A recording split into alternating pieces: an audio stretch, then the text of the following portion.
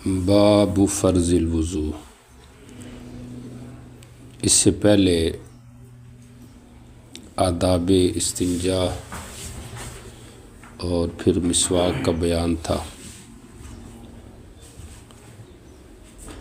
چونکہ حدیث میں تھا قام من اللیل تخلی ثم استاک، تو اس مناسبت سے کتاب الطہارت میں سب سے پہلے طہارت عن الخبث اور اس کے بعد اب طہارت عن الحدث اس کا ذکر آ رہا ہے۔ فرض وضو، پیچھے وضو کی سنتیں جس میں ایک مسواک تھا اس کا ذکر ہوا، تو اب وضو کے جو فرائض ہیں یا فرض ہے یا وضو کے جو مسائل ہیں دیگر، ان کے متعلقہ ابواب کا ذکر ہو رہا ہے۔ یہ ماقبل سے ربط ہو گیا۔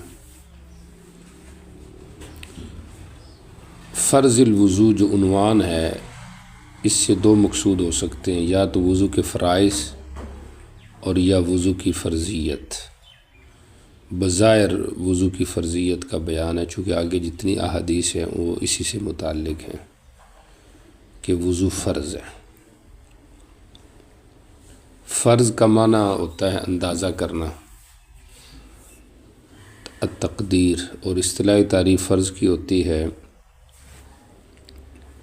جس کا لزوم دلیل قطعی سے ثابت ہو، ما ثبت لزومہ بدلیل قطعی، اس کو فرض کہتے ہیں۔ بدلیل ظنی وہ اس کو واجب کہتے ہیں۔ بعض لوگ یہ تعریف کرتے ہیں کہ فرض وہ ہے جس کا ثبوت دلیل قطعی سے ہو، لیکن یہ ٹھیک نہیں ہے، کیونکہ بعض مباح چیزوں کی قطعیت بھی ثابت ہے۔ وَإِذَا حَلَلْتُمْ فَاصْطَادُوا، شکار مباح ہے لیکن فرضی قطعیت اس کی ہے۔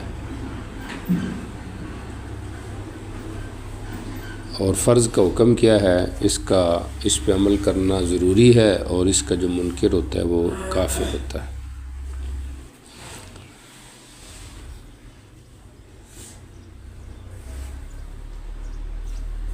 پھر اس بات ترجمے میں دیکھیں،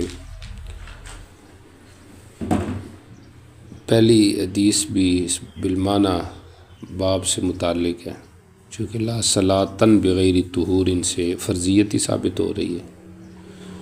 اگلی روایت میں بھی یہی ہے حتی یتوضا، اور اس سے اگلی کے اندر بھی مفتاح الصلاۃ الطہور، تو یہ فرضیت وضو کا ذکر آ گیا۔ باقی یہ بات آگے آئے گی کہ فرضیت کس درجے کی ہے، باعتبار رکنیت کے ہے یا باعتبار شرطیت کے ہے۔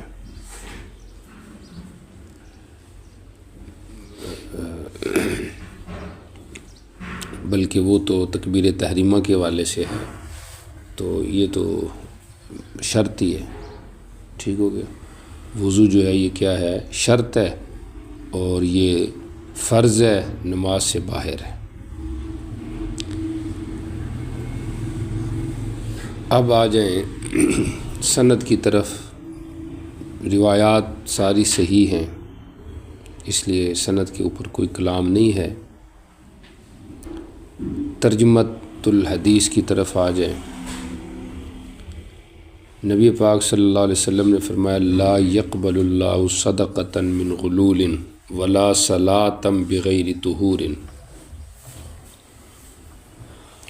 اللہ تعالیٰ کسی صدقے کو جو مال غنیمت سے چرا کے کیا گیا ہو قبول نہیں کرتے، اور نہ ہی بغیر وضو کے نماز کو قبول کرتے۔ فقہ الحدیث میں کافی مسائل ہیں، پہلے جملے کو لے لیں۔ غلول کا صدقہ قبول نہیں ہے، سمجھ آ رہی؟ غلول کہتے ہیں مال غنیمت سے چوری کرنا، سمجھ آ رہی؟ تو اس کی تخصیص کیا ہے صدقۃ من غلول؟ تو جواب اس کا یہ ہے کہ اس کی تخصیص اس لیے ہے کہ اس مال غنیمت میں اس کا اپنا حق ہے، پھر بھی یہ قبول نہیں، تو جس میں اس کا سرے سے حق نہیں وہ کیسے قبول ہوگا؟ اور یا پھر یہ شان ورود کے اعتبار سے ہے، ممکن ہے کسی خاص موقع پہ آپ نے یہ بات ارشاد فرمائی ہو، تو اس لیے آپ نے فرمایا لا يقبل اللہ صدقۃ من غلول۔ یہاں پہ ایک اور سوال بھی ہو سکتا ہے کہ مال حرام کا حکم تو التصدق ہے، حکم مال الخبیث التصدق، اور ادھر یہ کہا جا رہا ہے وہ قبول نہیں، اگر قبول نہیں تو پھر صدقہ کرنے کا مقصد کیا ہے؟ تو جواب اس کا یہ ہے کہ وہ تصدق من نفس ہی نہیں ہے، من حصول الثواب نہیں ہے لنفسی، بلکہ صدقے کا مقصد لإیصال الثواب الی صاحبہ ہے، اس کے صاحب تک ثواب پہنچانا ہے، یا لإبراء ذمتہ ہے، اپنے ذمے کو بری کرنا ہے، تو وہ اس قبیلے سے ہے، سمجھ آ رہی؟ تو اس لیے اس حدیث کی اس مسئلے سے مخالفت نہیں ہے۔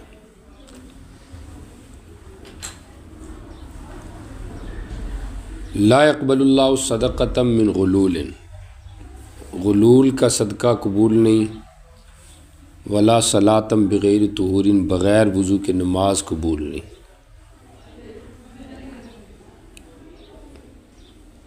اب سوال ہے کہ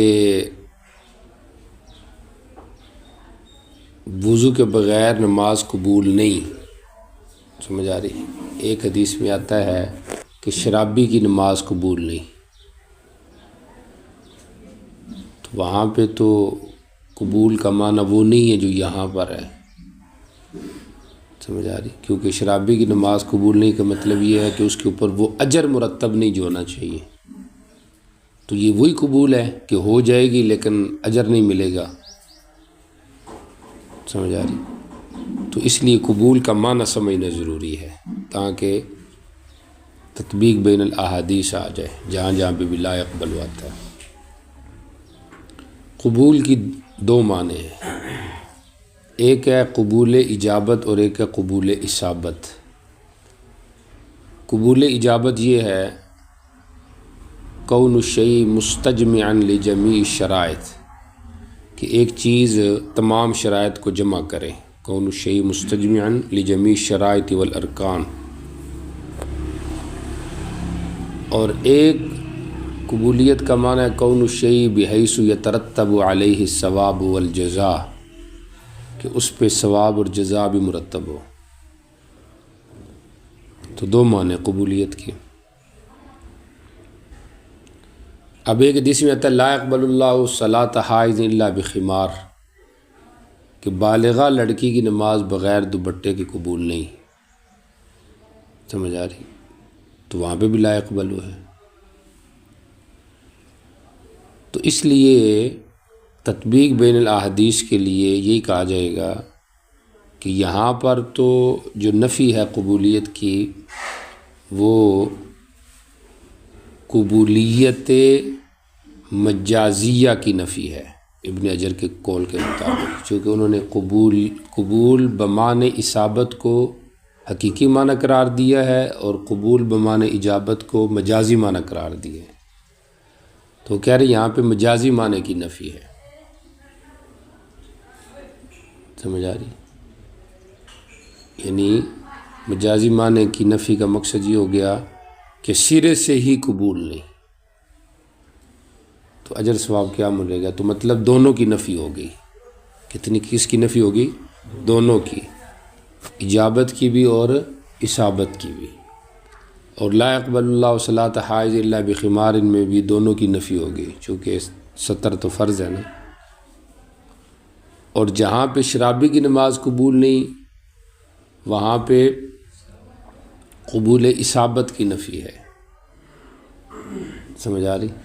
یعنی حقیقی تو قبول، مجازی تو اس کا قبول ہو گیا ہے، سمجھ آ رہی؟ شرائط تو اس کے پورے ہیں، لیکن جو ثواب اس میں مرتب ہونا چاہیے وہ نہیں ہو رہا۔ تو اب جمع بین الاحادیث ہو گیا اور سوال بھی رفع ہو گیا۔ لا يقبل اللہ، اللہ قبول نہیں کرتے۔ کون سی قبول ہے؟ قبولیت ہے، قبولیت اثابہ اور قبولیت اجابہ دونوں ہو جائیں گے، توجہ کریں، سمجھ آ رہی؟ یہاں پہ جو مراد ہے قبولیت اجابہ ہے، مجازی معنی ہے، لیکن میں نے آپ کو بتایا کہ جہاں پہ مجازی معنی کی نفی ہے وہاں پہ حقیقی معنی کی بھی نفی ہے، کیونکہ جب شرائط ہی نہیں تو ثواب کیا ملے گا اس پر؟ ٹھیک ہو گیا؟ تو بہرحال اصل جو یہاں پہ مراد ہے وہ قبولیت اجابہ کی نفی ہے، کیونکہ اس کے شرائط پورے نہیں، مقصد قبول ہونے کا اس کے شرائط پورے نہیں۔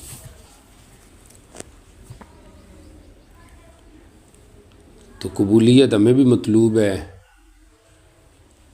حقیقی بھی مجازی بھی، سمجھ آ رہی؟ تو مجازی حقیقی کا جو ترتب ہے، کیا کہتے ہیں اس کو، قبولیت حقیقی کا جو ترتب ہے، یعنی قبولیت بمعنی اصابت، وہ کس پہ ہے؟ قبولیت اجابت پر۔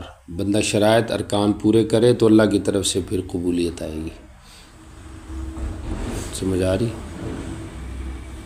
تو علم کی قدر ہو، تکرار ہو، مطالعہ ہو، محنت ہو، عمل ہو، طلب ہو، تو پھر جا کے شرائط ارکان پورے ہوں تو پھر اصابت ہوگی، اللہ کی طرف سے اس پہ اجر اور ثواب مرتب ہوگا۔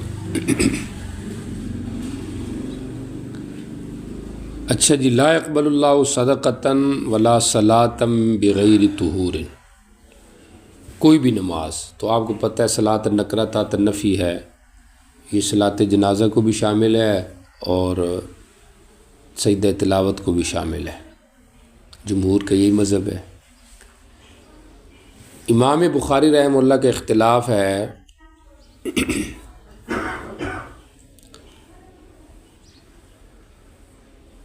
سجدہ تلاوت میں، اور ابن جریر طبری وغیرہ کا اختلاف ہے صلاۃ جنازہ میں۔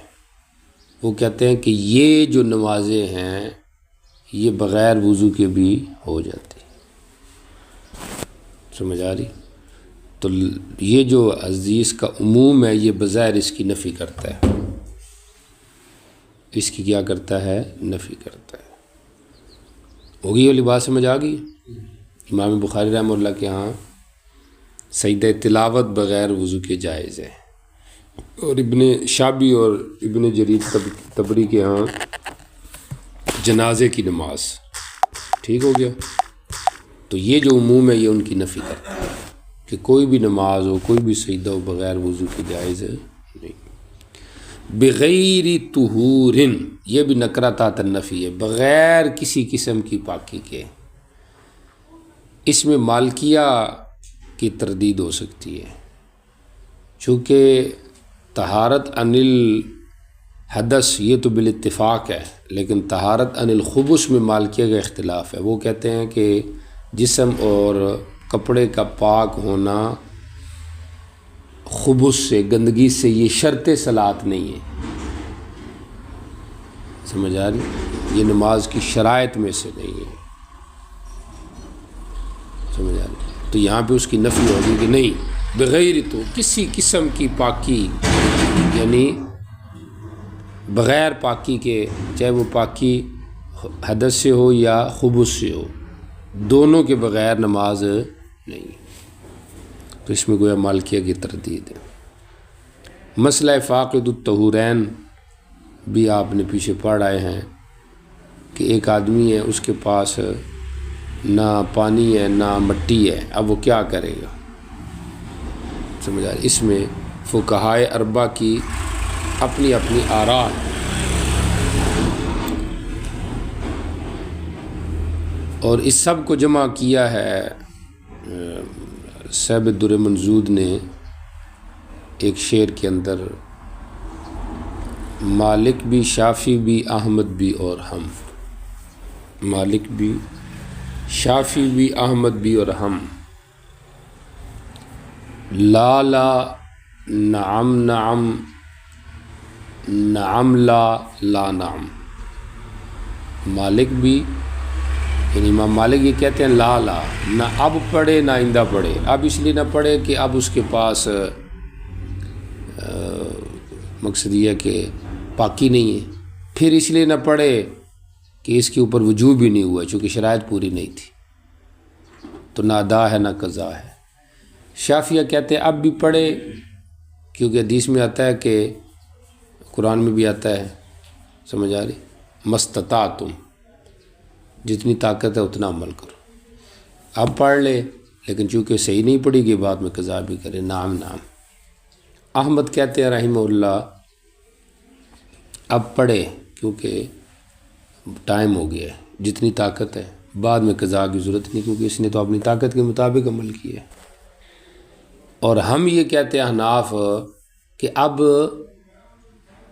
نہ پڑھے چونکہ شرائط پوری نہیں، تو مجھے لا نام، اب نہ پڑھے کل پڑھے گا، قضا کرے گا. تو مجھے آ رہی مالک بھی، شافی بھی، احمد بھی اور ہم. لا لا، نعم نعم، نعم لا، لا نعم. میں تو سمجھا دیتا ہے، مذہب بھی دس دیتے ہیں. تمہیں ان تو ان کی اتنی سمجھ آئی ہے میں نہیں کہہ سکتا. سمجھ آ رہی؟ مالکیہ کے ہاں نہ ادا ہے نہ قضا ہے، شوافع کے ہاں ادا بھی ہے اور قضا بھی ہے. امام احمد رحمہ اللہ کے ہاں ادا ہے لیکن قضا نہیں. ہمارے ہاں ادا نہیں ہے لیکن قضا ہے. تو یہ مسئلہ ہے فاقد الطہورین والا، جو دونوں پاکیوں کے اوپر قادر نہیں ہے، اس کے لیے مسئلہ ہے. ولا صلاۃ بغیر طہور.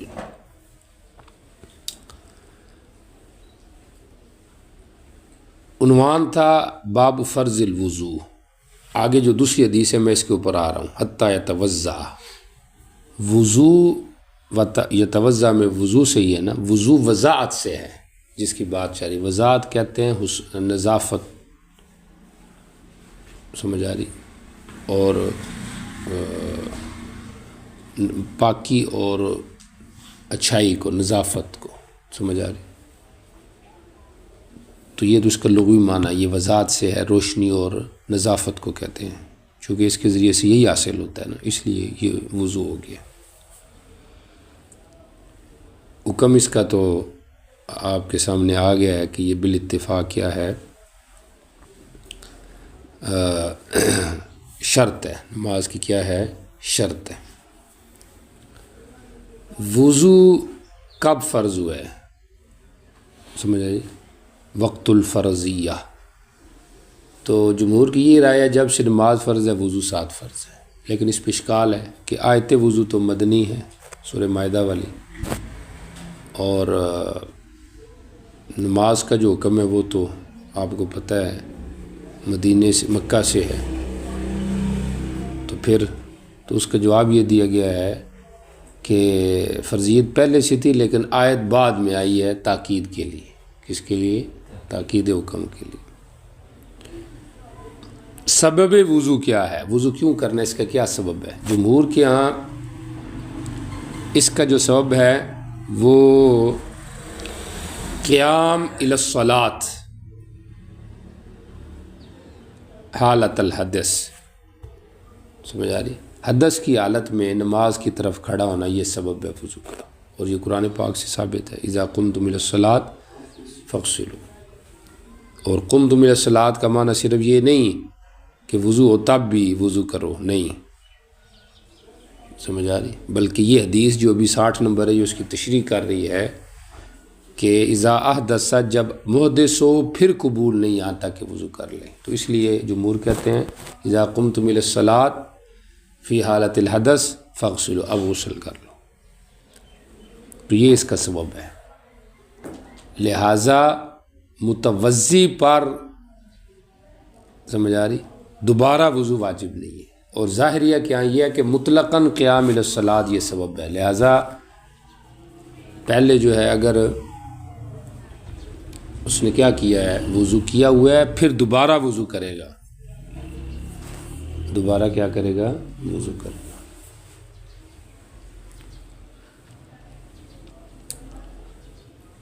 اچھا جی، اب آ جائیں یہ جو روایت ہے حضرت ابو ہریرہ رضی اللہ تعالیٰ عنہ کی، فرماتے ہیں نبی پاک صلی اللہ علیہ وسلم نے فرمایا لا يقبل اللہ، اللہ تعالیٰ قبول نہیں کرتے نماز کسی ایک کی جب کہ وہ محدث ہو، حتیٰ یتوضأ، یہاں تک کہ وہ وضو کر لے۔ سمجھ آ رہی؟ تو کون سی قبولیت کی نفی ہے جی؟ قبولیت جی اجابت کی، قبولیت اجابت کی نفی ہے۔ میں نے کہا اس کو مستلزم جو ہے وہ قبولیت اصابت کی نفی ہے، یعنی اس کے گویا کہ ارکان ہی پورے نہیں ہیں۔ سمجھ آ رہی؟ اذا حدث، جب وہ محدث ہے، حتیٰ یتوضأ، یہاں تک کہ وہ کیا کرے، وضو کرے، پھر نماز پڑھے۔ اچھا، اس سے اگلی روایت دیکھیں، محمد ابن الحنفیہ کی روایت ہے۔ یہ جو محمد ہیں یہ محمد ابن علی ہیں، حضرت علی کے بیٹے ہیں، حنفیہ ماں کی طرف یہ منسوب ہیں۔ حضرت ابوبکر صدیق رضی اللہ تعالیٰ عنہ کے دور میں جو یمامہ والوں سے جنگ ہوئی تھی، جنگ یمامہ، اس میں ایک باندھی ہاتھ میں آئی تو حضرت علی کو ملی تھی، تو حضرت علی نے پھر ان سے جماع کیا تو اس سے یہ پیدا ہوئے، اور حضرت علی نے نبی علیہ السلام سے کہا تھا کہ میرا بیٹا اگر ہوا تو میں اس کا نام آپ کے نام پر، کنیت آپ کے نام پہ رکھوں گی، تو انہوں نے کہا ٹھیک ہے، تو اس لیے یہ بن گیا محمد ابن الحنفیہ۔ ان علی، اور انفیہ کی ترمیم سے اگرچہ محمد ابن علی ہیں، لیکن چونکہ یہ ماں کی طرف سے تو سید نہیں ہے نا، سمجھ آ رہی؟ تو ان کے مقام کے تنزل کی طرف اشارہ کرنے کے لیے، اور یا ان کا حضرت علی کا بیٹا ہونا بنسبت باقیوں کے غیر معروف تھا، تو اس لیے محمد ابن الحنفیہ کہہ دیا۔ ان علی رضی اللہ عنہ قال قال رسول اللہ صلی اللہ علیہ وسلم مفتاح الصلاۃ الطہور، نماز کی جو چابی ہے وہ وضو ہے۔ توجہ کریں، یہاں پہ حدث کو تشبیہ دی گئی ہے قفل اور تالے کے ساتھ۔ جیسے تالا لگا ہوتا ہے تو بندہ کمرے کے اندر نہیں آ سکتا، تو ایسے ہی حدث ہوتا ہے تو نماز کے اندر نہیں آ سکتا۔ ٹھیک ہو گیا؟ پھر اس مشبہ بھی کہ لوازمات میں چابی ہے، اس کو ذکر کر دیا ہے یہاں پر، سمجھ آ رہی؟ تو یہ ایک استعارہ ہو گیا، سمجھ آ رہی؟ اور ساتھ یہ کیا ہے کہ مفتاح کو مشابہت دی ہے، کس کے ساتھ؟ مفتاح کے ساتھ مشابہت کی ہے، وضو کو مشابہت دی ہے چابی کے ساتھ، سمجھ آ رہی؟ جیسے چابی سے تالا کھلتا ہے تو ایسے ہی وضو سے بھی تالا کھل گیا ہے، حدث کھل گئی ہے، اب بندہ اندر انٹر ہو سکتا ہے۔ تو نماز میں داخل ہونے کی حدث والے تالے کو کھول کر چابی کے ذریعے سے وہ جو چیز ہے وہ وضو ہے، سمجھ آ رہی؟ اس کے ذریعے سے بندہ نماز میں کیا ہو سکتا ہے؟ داخل ہو سکتا ہے۔ تو اس کا حاصل بھی یہ ہے کہ وضو شرط ہے، الطہور۔ اچھا، و تحریم و تکبیر، اور نماز کے لیے جو تحریمہ ہے وہ تکبیر ہے، تحریم، اور نماز کی تحلیل تسلیم ہے۔ یہاں پہ بھی توجہ کریں، استعارہ استعمال کیا گیا ہے۔ کس طرح؟ تحریم کی جو اضافت ہے نماز کی طرف یہ ادنا ملابست کی وجہ سے ہے، چونکہ نماز کو نہیں حرام کر رہی، وہ افعال کو حرام کر رہی ہے تکبیر، سمجھ آ رہی؟ اور پھر جو چیز حرام کر رہی ہے وہ تکبیر نہیں ہے، اصل وہ دخول فی الصلاۃ ہے، جو کہ سبب ہے نماز میں جانے کا،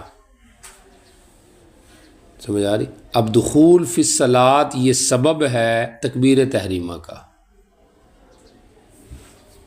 تو ذکر یہاں پہ، اور جو حرام کر رہا ہے کس کو؟ نماز کے اندر غیر متعلقہ افعال کو، تو دخول فی الصلاۃ یہ سبب ہے تحریم کا، خروج عن الصلاۃ یہ سبب ہے تسلیم کا۔ تو ذکر یہاں پر مسبب ہے، تسلیم اور تکبیر مراد سبب ہے۔ سمجھ آ رہی؟ تو نماز کے اندر غیر متعلقہ افعال کو حرام کرنے والی اصل چیز دخول فی الصلاۃ ہے، جو سبب ہے تکبیر تحریمہ کا۔ تو ذکر تکبیر کے مراد دخول فی الصلاۃ ہے، یہ استعارہ ہے۔ ایسے ہی آگے بھی یہی بات ہے۔ میں نے کر دیا، آپ نے سن لی ہے، اب سمجھ آیا یہ نہیں آیا، میں نہیں کچھ کہہ سکتا۔ گل سمجھ آ گئی؟ تکبیر نہیں تحریم پیدا کر رہی، کون پیدا کر رہا ہے؟ دخول فی الصلاۃ، اور دخول فی الصلاۃ سبب ہے تکبیر کا۔ بندہ داخل ہونا چاہتا ہے تو تکبیر کہتا ہے، ٹھیک ہو گیا؟ تو ذکر تکبیر کے مراد وہ پیچھے سبب ہے۔ ایسے ہی تسلیم میں بھی ذکر مسبب کا ہے لیکن مراد خروج عن الصلاۃ ہے، اس کو استعارہ کہتے ہیں۔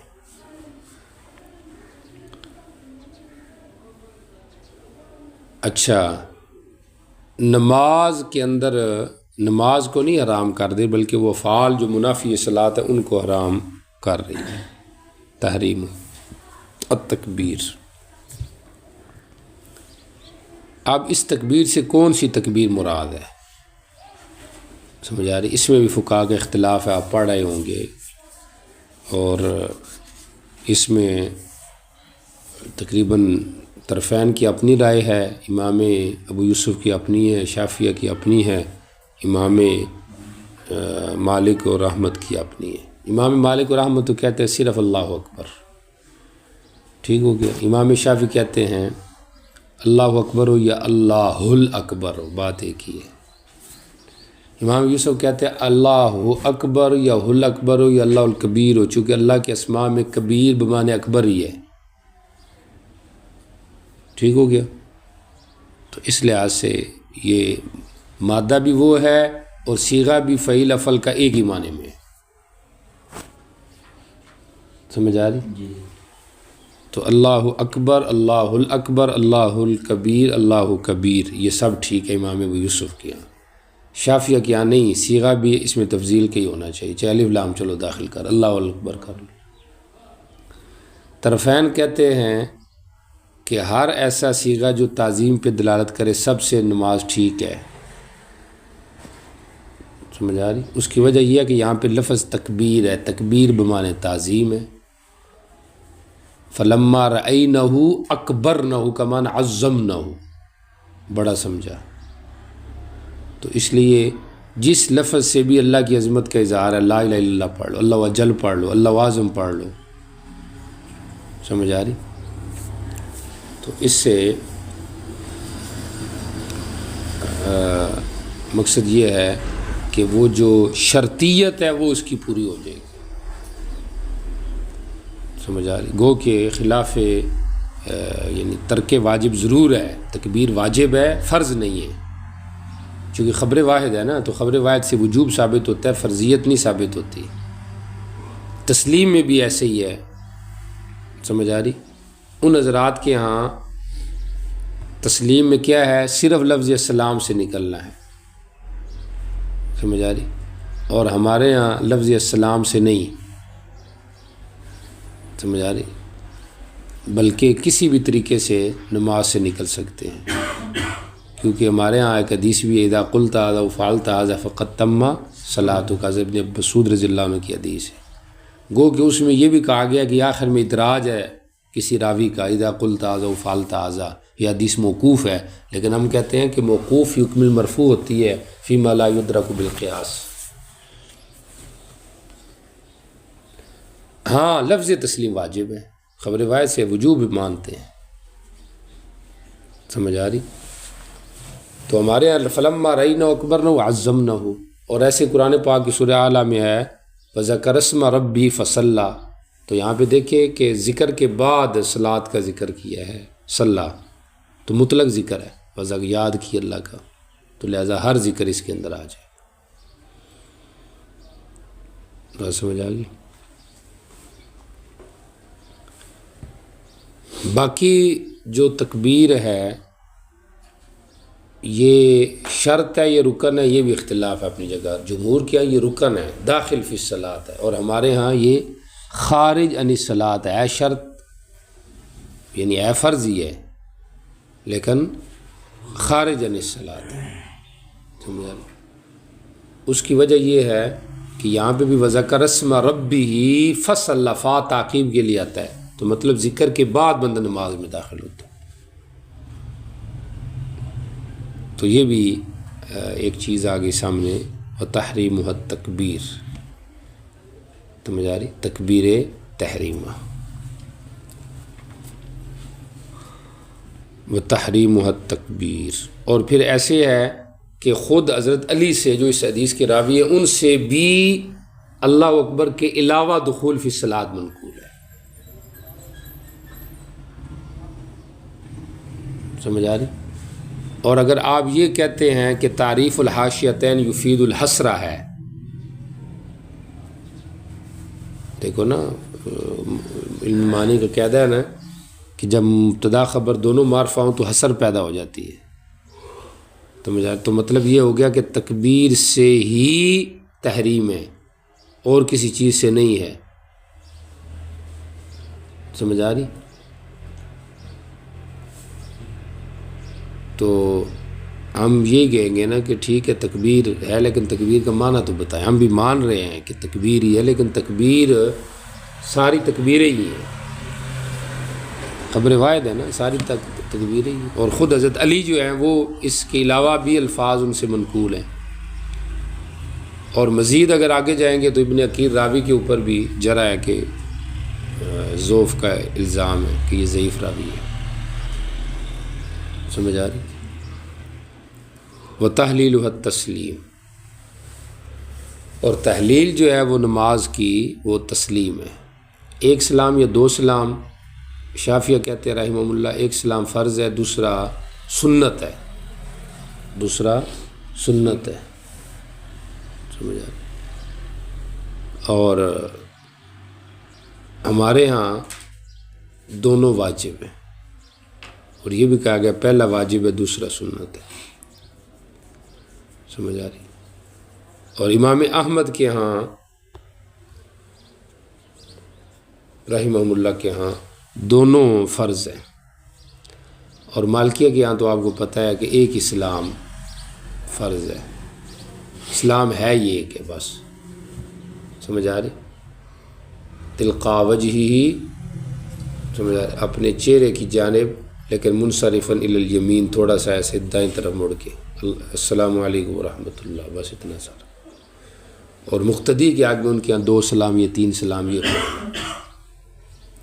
بہرحال چونکہ ہمارے یہاں خبر واحد سے ذنیت ثابت ہوتی ہے، ہمارے یہاں خیال رکھیں، اور جمہور کے یہاں اس سے فرضیت ثابت ہو جاتی ہے خبر واحد سے، اس لیے یہ بھی اختلاف اپنی جگہ پہ ہے کہ خبر واحد سے عقائد کا ثبوت ہمارے یہاں نہیں ہوتا، یہ نہیں کہ واقع میں نہیں ہوتا، ہو سکتا ہے واقع میں ہوتا ہو، اتحادی مسئلہ ہے نا، یہ تو نہیں کہ فقہ حنفی کے جو اصول ہیں یہ کوئی من جانب اللہ منزل شدہ ہیں اور شافعیہ کے نہیں ہیں، اصول جتنے بھی ہیں سب اجتہادی ہیں، اس پہ مبنی جتنے بھی عقائد ہیں وہ بھی اجتہادی ہیں، سمجھا؟ ہاں قرآن پاک سے اگر کوئی چیز ثابت ہے تو وہ ایک چیز قطعی ہے، سمجھ آ رہی؟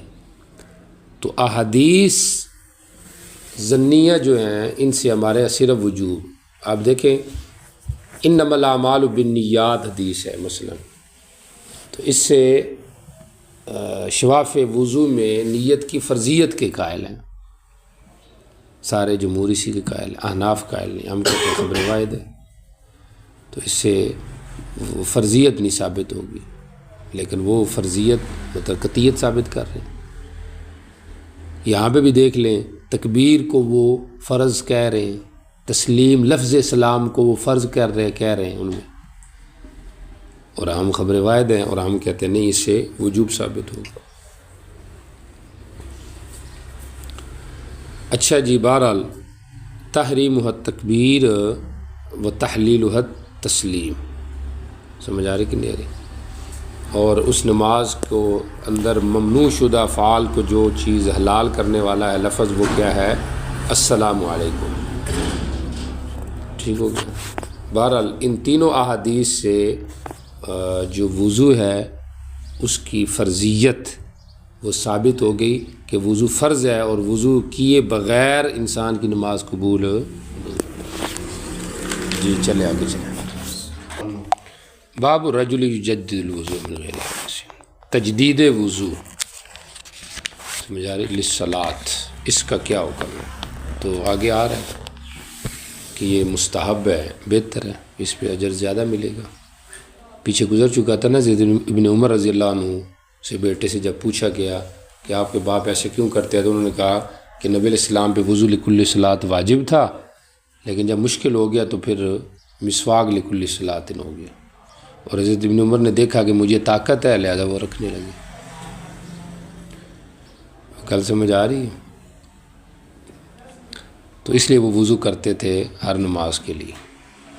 وہاں پہ بھی یہ بات آئی تھی کہ شاید اس وجہ سے بھی وہ وضو لکل صلاۃ کرتے ہوں گے کہ ان کے سامنے یہ حدیث ہوگی من توضأ علی طہر کتب لہ 10 حسنات، اس کو 10 نیکی ملتی. بات سمجھ آ رہی؟ اچھا جی، یہ تو ہو گیا یجدد الوضوء من غیر حدث. باقی تجدید وضو مطلقاً مستحب ہے، ربط ہو گیا نا ماقبل سے. پیچھے وضو کی فرضیت اور اب وضو کا استحباب، ٹھیک ہو گیا، اس کا ذکر ہے. مطلقاً مستحب ہے فقہ الحدیث میں آ گئے ہوں، یہ اس میں کچھ تفصیل ہے. شافعیہ کے اس میں 4 اقوال ہیں. کہتے ہیں تجدید وضو اس وقت مستحب ہے جب اس سے کوئی فرضی یا نفلی عبادت کر لے. دوسرا قول یہ ہے کہ کوئی فرضی عبادت کر لے ان کے ہاں. تیسرا قول یہ ہے کہ جب اس وضو سے، سمجھ آ رہی، کوئی ایسا عمل کر لے جو بغیر وضو کے نہیں ہوتا، جیسے مس مصحف ہو گیا، سمجھ آ رہی، یا پھر ایک نماز کا وقت گزر جائے. اس طرح کر کے ان کے 4 اقوال ہیں. فرض پڑھ لے یا مطلق نفل پڑھ لے، کوئی ایسا عمل کر لے جو بغیر وضو کے نہیں ہوتا، اور یا ایک نماز کا وقت مثلا گزر جائے، تب جا کے ان کے یہاں وضو مستحب ہے. ورنہ نہیں. یہ نہیں کہ بندہ وضو کر رہا ہے تو اب جی میں دوبارہ کر رہا ہوں، جی اب میں دوبارہ کر رہا ہوں، جی سمجھ آ رہی، تو اس طرح نہیں سمجھ آ، کیونکہ اس میں تو اضاعت ماں ہے نا، پانی ضائع کرنا. تو جیسے پانی ضائع کرنا گناہ ہے، وقت ضائع کرنا بھی کیا ہے؟ گناہ. سمجھ آ رہی؟ اچھا جی، یہ بات ہوگی ان کی. ہمارے ہاں یہ ہے مجلس بدل جائے، سمجھ آ رہی، یا کوئی عبادت کر لے تو بس مجلس میں ایک جگہ دوسری جگہ پہ چلا جائے، ٹھیک ہے، یا کوئی عبادت کر لے، بات سمجھ آ گئی، تو وضو کرنا مستحب ہے. سند کے اوپر اگر آپ آتے ہیں تو یہ روایت جو ہے اس میں ہا بھی آیا ہوا ہے. یہاں پہ مصنف کے 2 استاذ ہیں، دادا عیسیٰ ابن یونس اور عبداللہ ابن یزید المقری، اور ان کا ایک ہی استاذ عبد الرحمن ابن زیاد. ٹھیک ہو گیا. مصنف وہ ملتقط سندین ہو گیا. ملتقط سندین کسے کہتے ہیں؟ بتایا تھا آپ کو پیچھے، کٹھی ہو جاتے، اس کو ملتقط سندین کہتے ہیں. مصنف کہتا ہے میں نے تو ویسے ابن یحییٰ استاذ کی بھی حدیث یاد کی ہوئی ہے اور مسدد کی بھی، لیکن ابن یحییٰ کی حدیث پہ اثبت مجھے زیادہ ضبط ہے بنسبت مسدد کے. ٹھیک ہو گیا. ان غطیف، عبد الرحمن نقل کر رہا ہے غطیف سے، اور محمد نے جب نقل کیا تو اس نے بجائے ان غطیف کے ان ابی غطیف الحذلی کا ہے. سمجھ آ رہی؟ عبد الرحمن ابن زیاد کو استاذ غطیف ہے، لیکن اس غطیف کے اندر اساتذہ کا اختلاف ہو گیا. محمد نے کیا کہا؟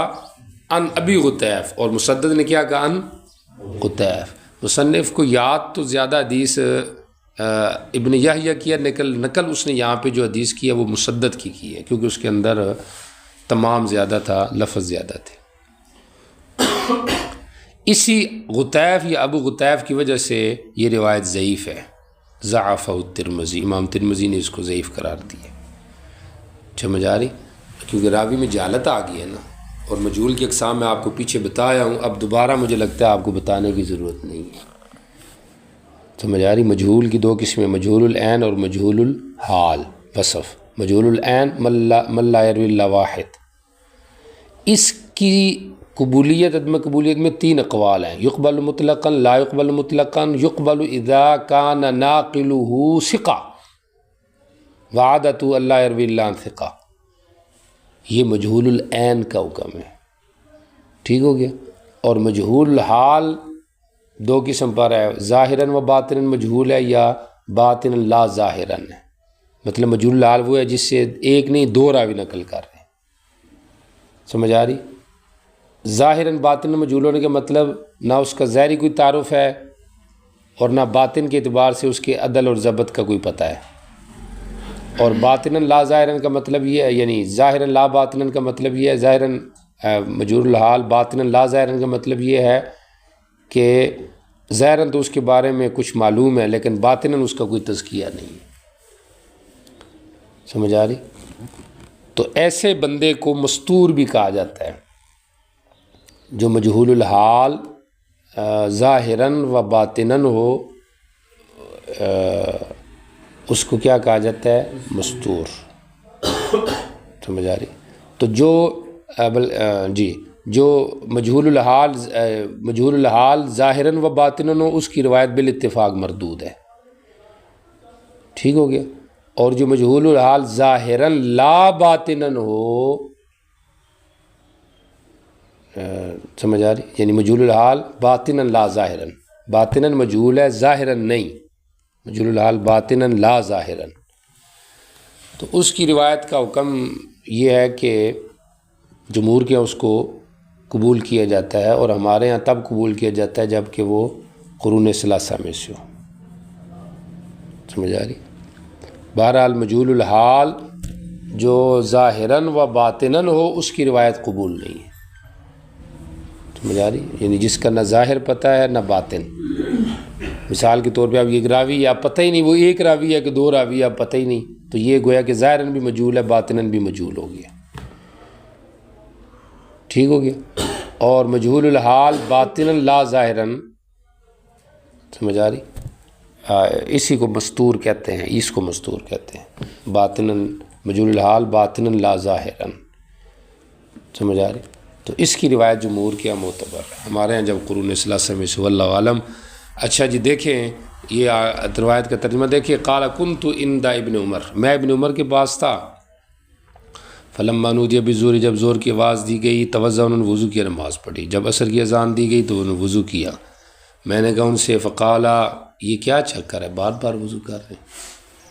فقلت له، فقالا، انہوں نے جواب دیا، کان رسول اللہ صلی اللہ علیہ وسلم یقول، فرمایا کرتے تھے، من توضأ علی طہور، جو وضو پر وضو کرے، کتب له 10 حسنات، اس کو 10 نیکی لکھی جائیں گی، سمجھ آ رہی ہے؟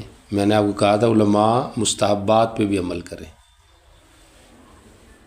گل سمجھ آ رہی کہ نہیں آ رہی؟ تب فرق ہوگا اس کے اور غیر کے درمیان۔ قال ابو داؤد، امام ابو داؤد کہتے ہیں، وہذا حدیث مسدد، یہ مسدد کی حدیث ہے، وہ تم، اور یہ زیادہ تام ہے بنسبت ابن یحییٰ کی حدیث کی۔ جی چلے آگے چلیں۔ باب ما ینجی الماء، چونکہ وضو کے آلات میں سے پانی ہے، سمجھ آ رہی، ارکان میں سے پانی ہے، تو اس لیے اب یہاں سے احکام الماء کا ذکر ہے، سمجھ آ رہی، اعلی طہارت جو پانی ہے اس کے احکام آ رہے ہیں، تو ماقبل سے ربط ہو گیا۔ باب ما ینجس الماء، سمجھ آ رہی، ممنوعات وضو، جو چیزیں ہیں ناپاک پانی، اس کا بیان آ رہا ہے، اور یہ چیز ہوگی باب ما ینجس الماء، یہ ماقبل سے ربط ہو گیا، وہ چیزیں جو پانی کو ناپاک کرتی ہیں، ٹھیک ہو گیا۔ تو آگے احادیث میں ان کی وضاحت موجود ہے، سمجھ آ رہی، کہ گندگی جو ہے یہ پانی کو کیا کر دیتی ہے؟ ناپاک کر دیتی ہے، سمجھ آ رہی۔ سورہ سبا جو ہے یہ ناپاک ہے، سمجھ آ رہی، اور یہ پانی کو کیا کر دے گا؟ ناپاک کر دے گا۔ جانور کا بول و براز یاد ہے، یہ جب پانی میں آئے گا تو یہ اس کو کیا کر دے گا؟ ناپاک کر دے گا۔ اور بول و براز معقول اللحم کے کس کے ہاں پاک تھے؟ جی مالکیہ کے ہاں اور امام محمد کے ہاں رحمہ اللہ۔ اچھا، باقی یہی بات ہوگی، سب الفاظ تقریباً حدیث کے ایک جیسے ہی ہیں، پہلی دو حدیثیں تو ایک ہی ہیں، تیسری حدیث میں بھی وہی ہے جو پہلی حدیث کے اندر ہے، سمجھ آ رہی؟ اچھا جی، یہ تو ہو گیا اس بات ترجمہ بالمعنی ہو گیا۔ حدیث کی جو سند ہے میں اجمالاً ذکر کر رہا ہوں، پھر آگے تشریح میں اس کو مزید واضح کریں گے۔ احناف کے ہاں یہ روایات تینوں ضعیف ہیں،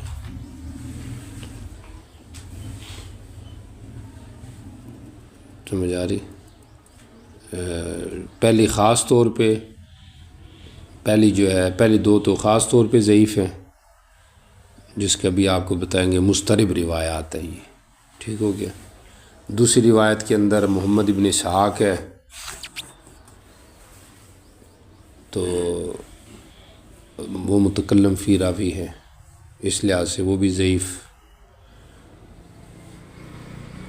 اور پھر اس کے اندر بھی وہی ہے، یہ محمد ابن جعفر ہے، ٹھیک ہو گیا۔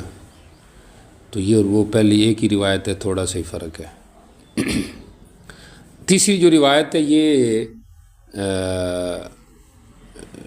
اس میں اصل میں وقف اور رفع میں اختلاف ہے کہ یہ حدیث موقوف ہے یا کیا ہے، مرفوع ہے، اس کے اندر صرف یہ ایک اختلاف ہے۔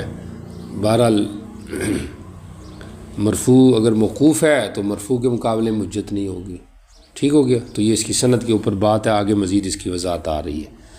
فقہ الحدیث میں اگر آپ آئیں تو آپ توجہ کریں کیا مسئلہ ہے، سمجھ آ رہی؟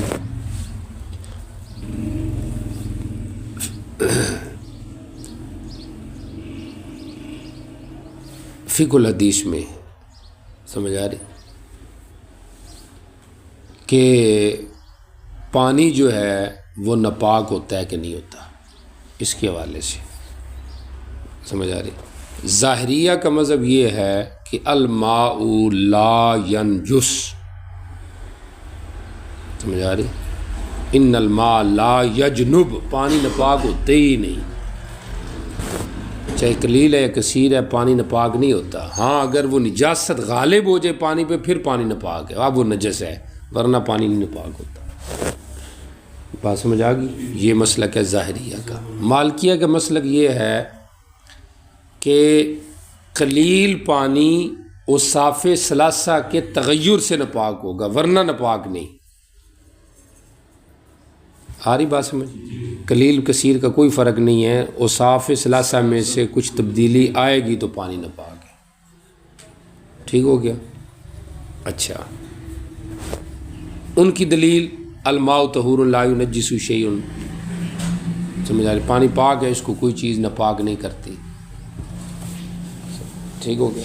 اب بھئی کچھ بھی ناپاک نہیں کرتی تو پھر تو آپ کا ظاہریہ کے مذہب کے مطابق ہونا چاہیے مذہب، تو وہ کہتے ہیں نہیں، بعض روایت میں اس کے آگے استثناء بھی الا ما غلب علی ریحہ و لونہ، کہ اگر کوئی چیز وصف بدل جائے تو پھر الگ بات ہے۔ انہوں نے قلیل کثیر کا فرق نہیں کیا۔ جمہور کے ہاں قلیل کثیر کا فرق ہے، اب وہ کثیر کتنا ہے اس میں پھر اختلاف ہے۔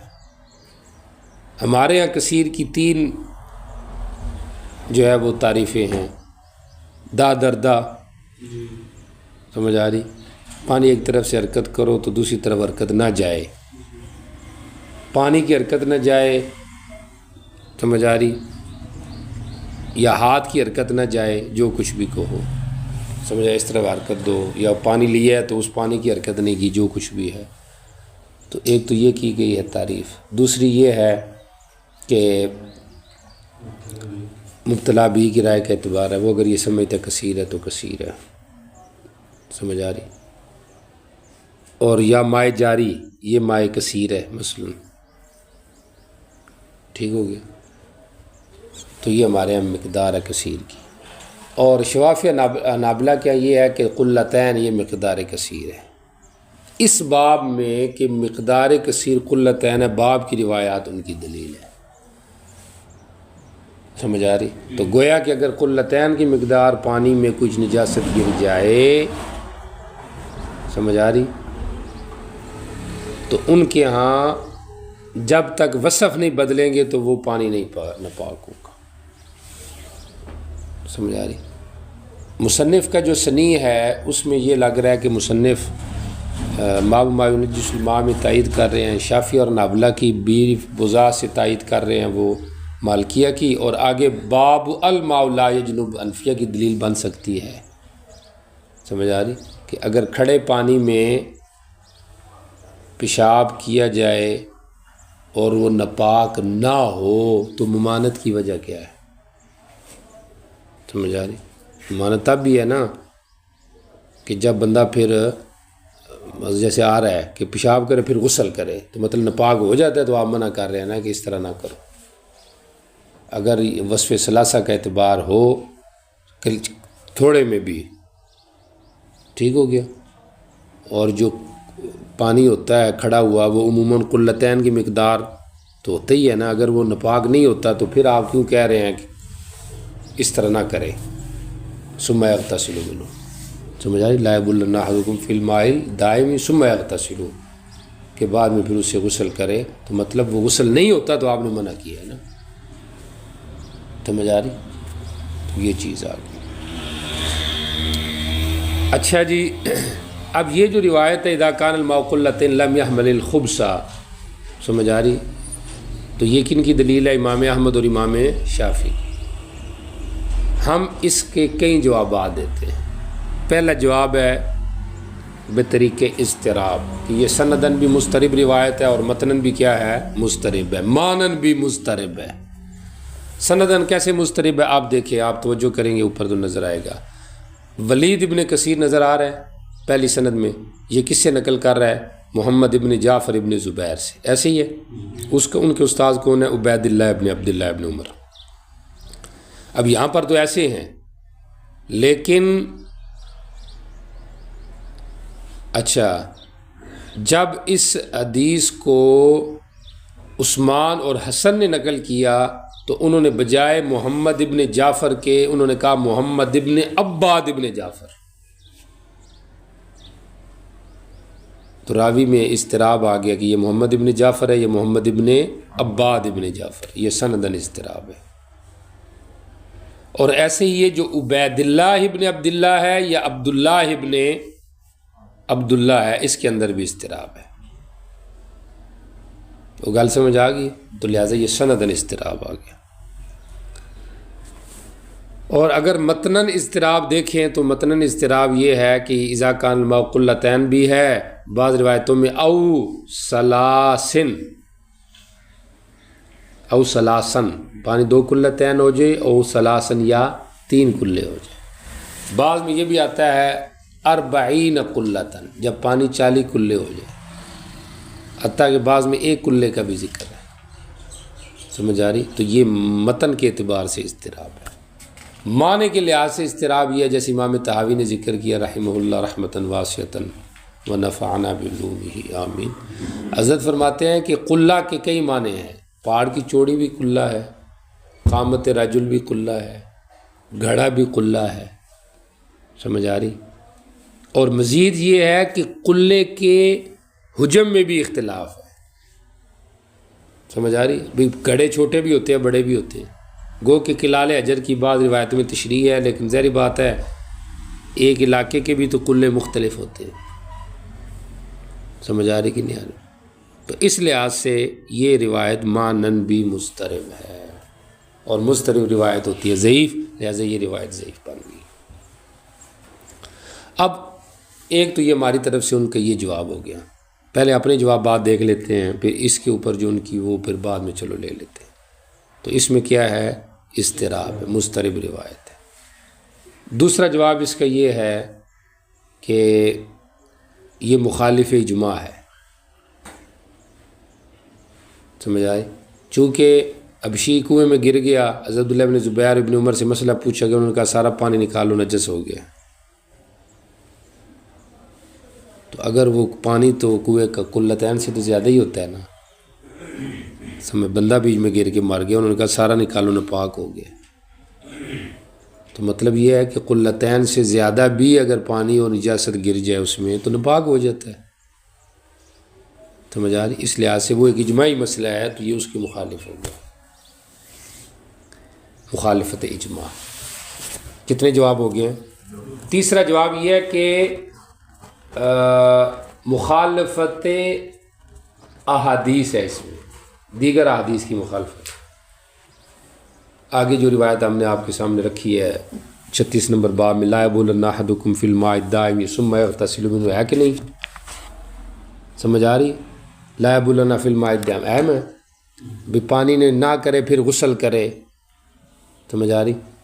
تو اگر وہ ناپاک نہیں ہوتا تو کیوں آپ منع کر رہے ہیں پیشاب کرنے سے, اور پھر یہ کہ بنا غسل کرے گا تو معلوم ہو جاتا ہے وہ ناپاک ہو جاتا ہے.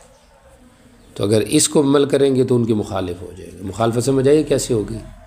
آپ نے کہا کہ اس کے پاس پیشاب نہ کرے کہ پھر وہ غسل بھی کرے گا, کل کو جب ضرورت پڑے گی تو غسل ادھر سے کرے گا. سمجھ آ رہی؟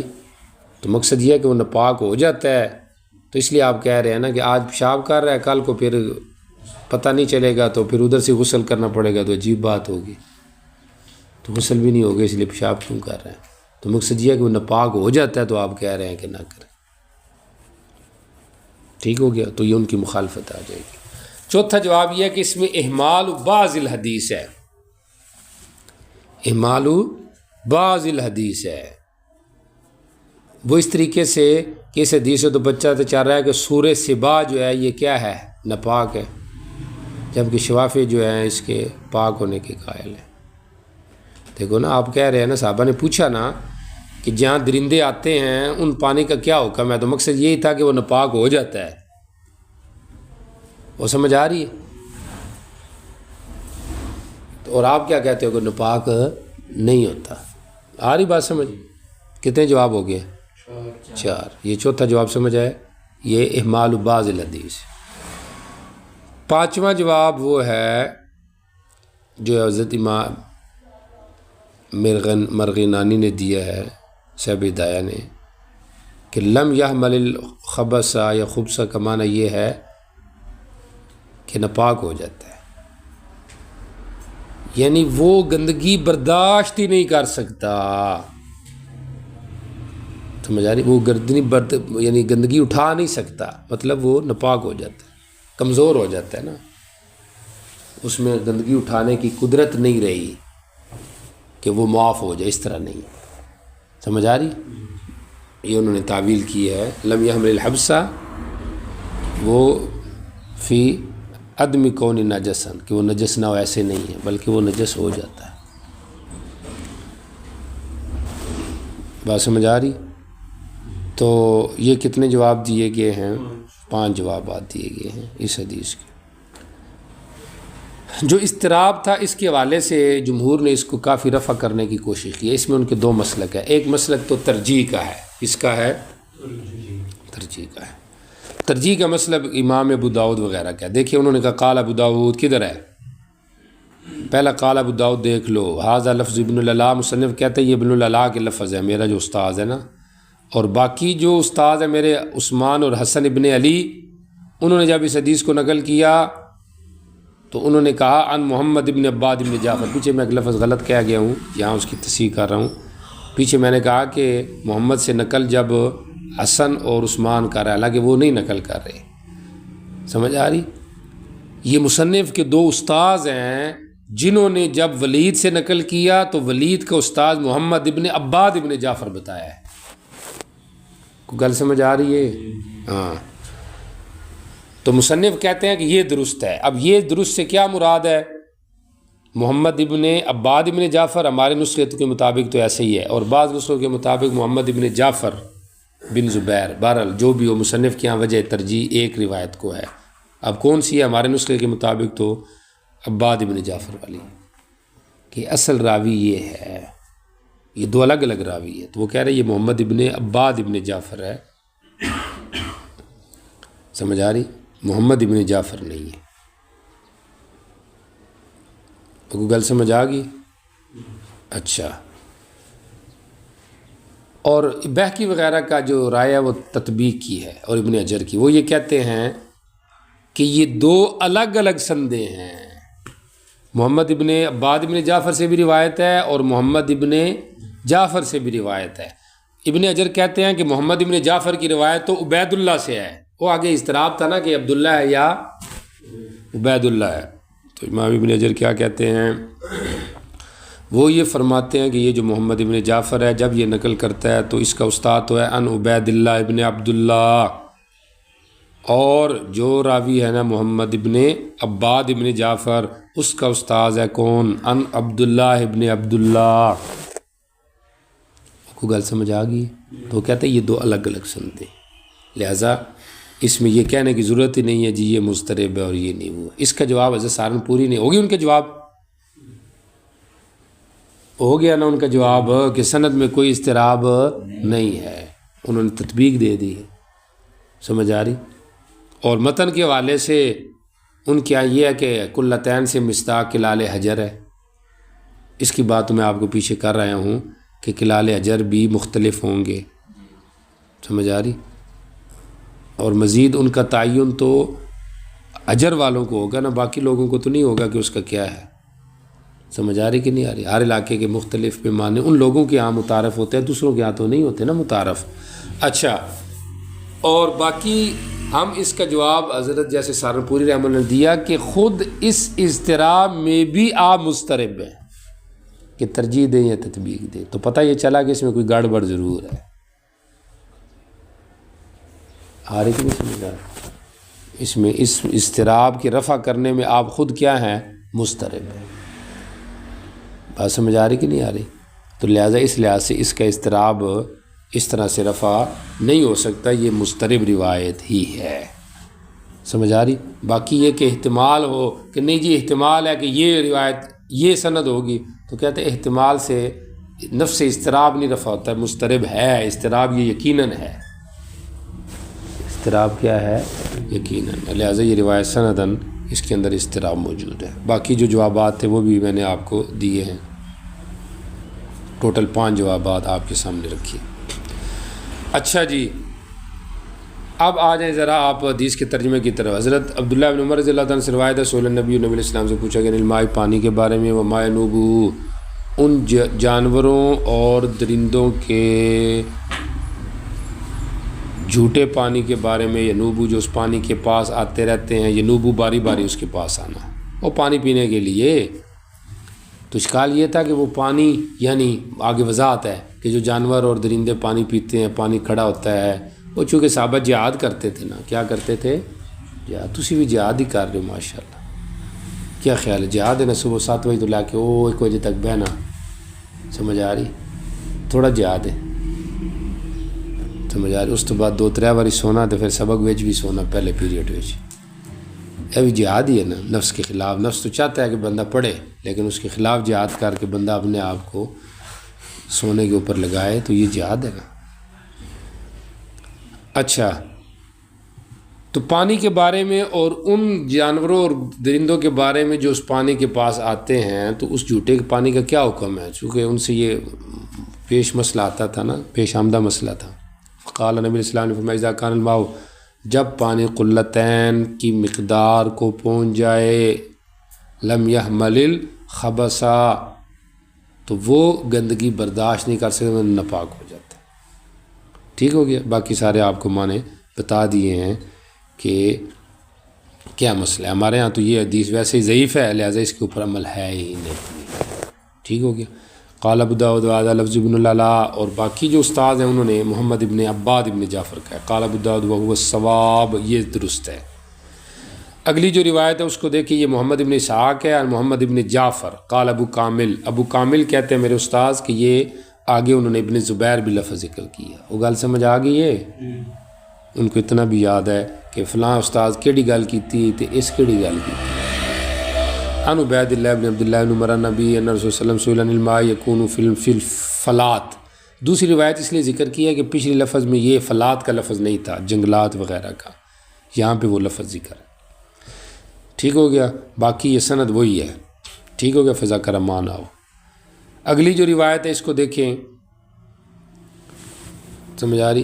یہاں پہ وہ تو نہیں ہے ولید ابن کثیر اور محمد ابن جعفر، عاصم ابن منذر ہے وہ نقل کر عبید اللہ ابن عبداللہ ابن عمر سے کہ مجھے میرے والد نے بتایا، حضرت عمر کی روایت ہے یہ، ٹھیک ہو گیا۔ پیچھے عبداللہ ابن عمر کی تھی، حضرت عمر کی، ان رسول صلی اللہ علیہ وسلم کان اذا کان الماء قلتین فانه لا ينجس، قال ابو داؤد، امام ابو داؤد کہتے ہیں حماد بن زید، یہاں پہ جو راوی ہے نا حماد، کدھر ہے حماد؟ حماد حدثنا حماد دو ہیں، ایک حماد ابن زید ہے اور ایک حماد ابن سلمہ ہے۔ پیچھے جو روایت تھی وہ حماد ابن سلمہ کی تھی۔ امام ابو داؤد کہتے ہیں حماد ابن زید نے ان عاصم اس کو موقوف نقل کیا، ٹھیک ہو گیا، یہ موقوف ہے، مرفوع نہیں ہے۔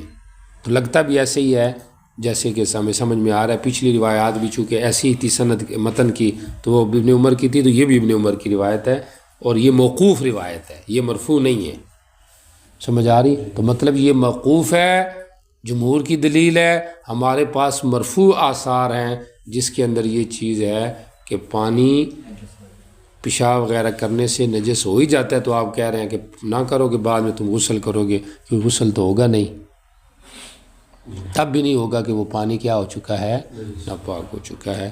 بہرحال باب ما ینجس الماء، پانی کو جو چیزیں ناپاک کرتی ہیں ان کا ذکر آ گیا، اور اس کے اندر یہی ہو گیا کہ جانور کی لید، جانور کا پیشاب، چونکہ پیشاب پیتے ہوئے ظاہری بات ہے جانور لید گوبر کرتے ہیں کہ نہیں کرتے، سمجھ آ رہی؟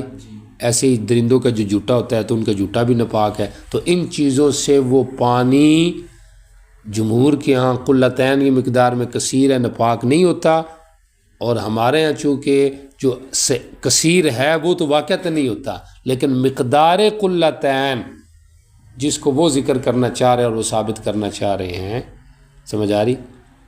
غالباً اس کی مقدار 600 رطل ہے، اس مقدار تک، تو ہمارے ہاں وہ مائع کثیر نہیں ہے، ہمارے ہاں وہ کیا ہو جاتا ہے